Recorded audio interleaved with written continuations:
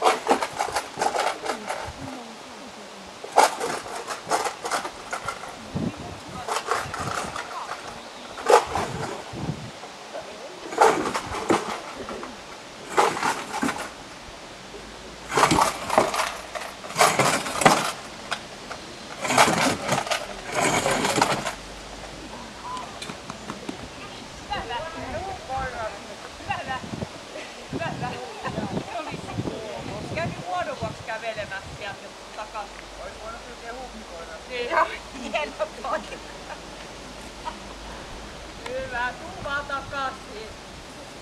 No niin, hyvä. Kato sä, anna. Joo. Lisää actionia.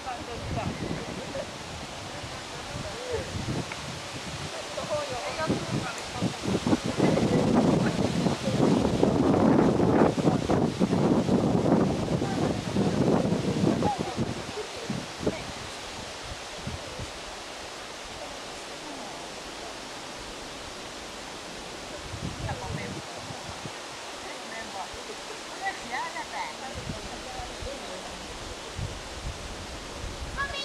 Oh!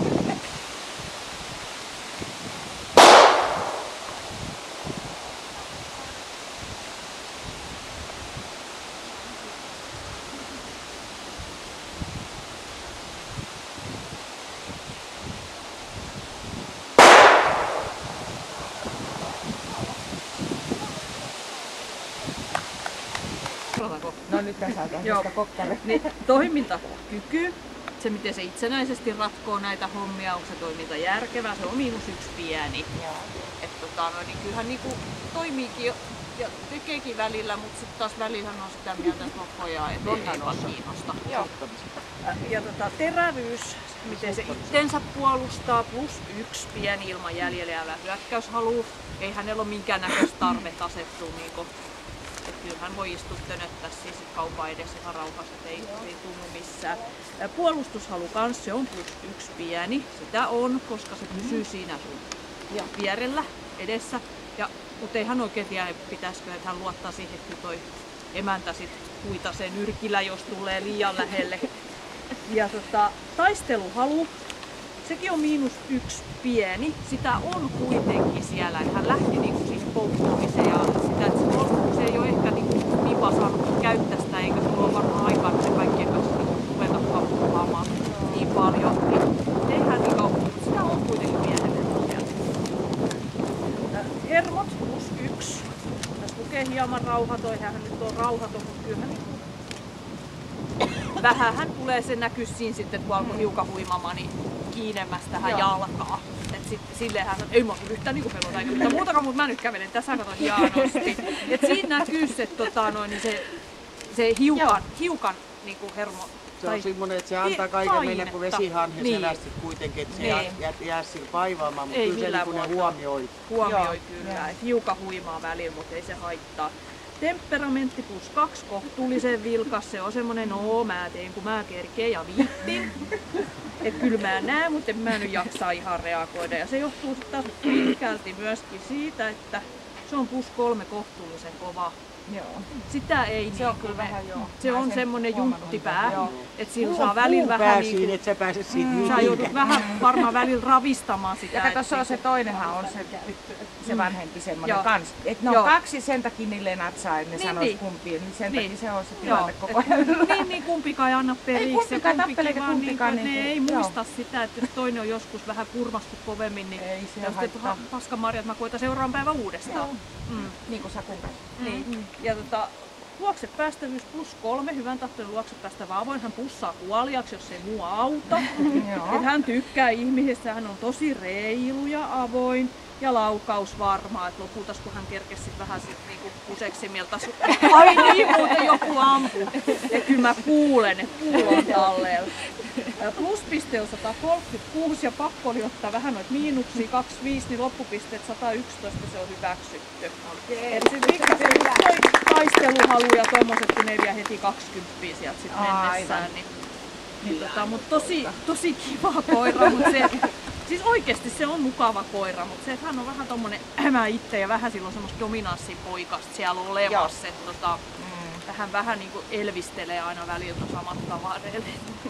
Et silleen, mut ei se mitään, se on tosi terve ja kiva, kiitoksia. Koira.